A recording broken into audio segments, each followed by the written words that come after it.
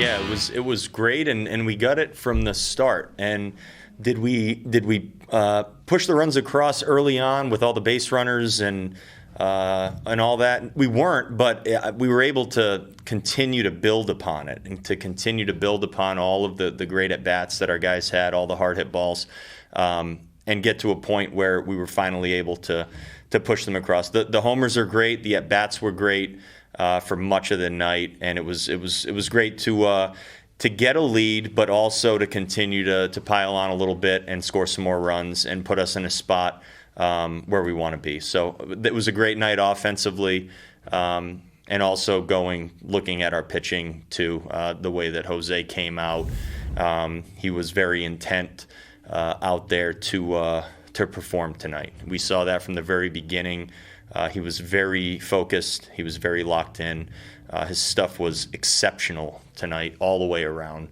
It was a very, very good night for him. We talked about the lift you guys got from the three players you've gotten back for the last two games. But what do you know tonight about Arise and Kepler?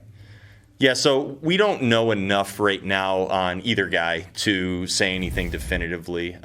What Louis is dealing with is something very much related to what he's been dealing with. Basically, a patella, generally in that area, soreness. And so we're gonna wait and see. We're gonna have him and Kep both see the doctor. Kep's dealing with some groin tightness, I think we would call it.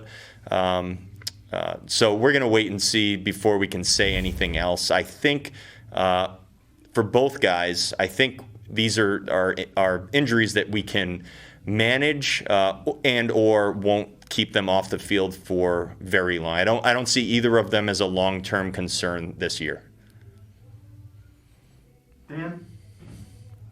Rocco, that's two nights in a row where the back end of your bullpen was able to kind of breathe. Those Rogers, May, that group. Going into the off day, what's it do for you guys just to kind of have this kind of victory where it was there wasn't everything right on every pitch, I guess? Yeah, those types of wins are very helpful, and you hope to have a few of those along the way. You hope to back a few of those up against each other, where you can catch up in a lot of ways, and you can potentially rest your bullpen a little bit and let them catch up. We've leaned on our bullpen a ton with all the bullpen days, with the games where these guys have come in the fifth, sixth inning, and we're riding them all the way through, and they've been really good.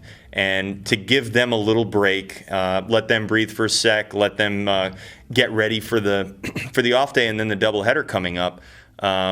It puts them, I think, in a good place physically and also a good place mentally, where they're not forced to be locked in every game from the beginning of the game to the end of the game. Having our guys pile on those runs matter. They matter in a big way, and they set you up going forward when you can do it. Lavelle? Hey, Rocco, how much do you think Arias's 10-pitch at bat in the second inning fueled everything that happened after that? Yeah, it's actually something we were discussing in the dugout. We had opportunities early, great at bats, but weren't able to capitalize.